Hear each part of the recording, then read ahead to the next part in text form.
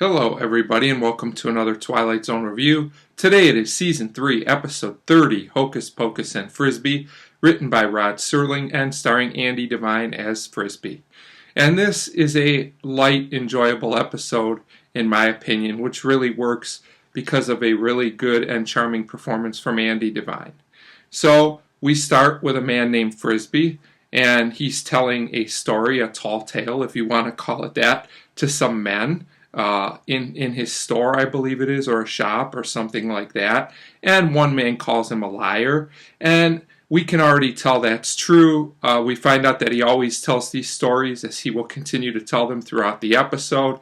And they are definitely fables or tall tales or whatever you want to call them. But this is all done very humorously. It's never done really like in a bad way or a negative way. It's all just in fun. And you can tell that just how this guy is. And you can also tell there's no logic behind any of these stories. So we go to the next part of the episode after the opening narration, and there's two men in a car as Frisbee's called outside. They want him to fill up their car with gas, and he talks about how he developed this type of car, which we know isn't true. And these two men seem to really believe all these stories that he tells. They believe that he really did all these things. He also tells them that he can predict the weather, among other things, which I thought was funny. So these two men are really impressed.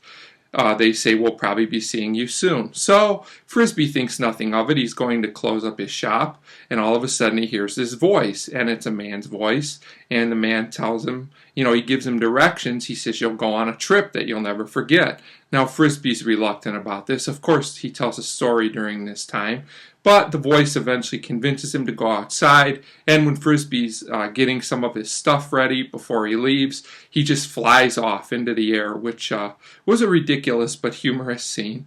So we go to the second half of the episode, and we find out that Frisbee is ready to enter a spaceship, and he tells a story about that too, of course, how he had something to do with the space program. He just can't help himself. And when he enters the ship, we see the men from the gas station there, as well as some other men, and we find out that they are from another planet. And they are asking Frisbee all about all of his research, and they believe everything that he says. Frisbee admits, when he finds out they want to take him up to their planet, he says, look, I'm really just a liar. I really, don't know anything. But these men don't understand what a lie is, which I thought was an interesting twist to the episode. They believe that everything that Frisbee says. So Frisbee's now getting upset about this as he wants to leave, and the men, don't want to let him. So he punches the head alien, or one of the aliens, in the face, and we find out there's a face underneath the human face, and it's a really bad, ridiculously looking alien face. But because this is a comedy episode, I'll let it go. But it's really, really bad. So Frisbee faints when he sees this, which is understandable.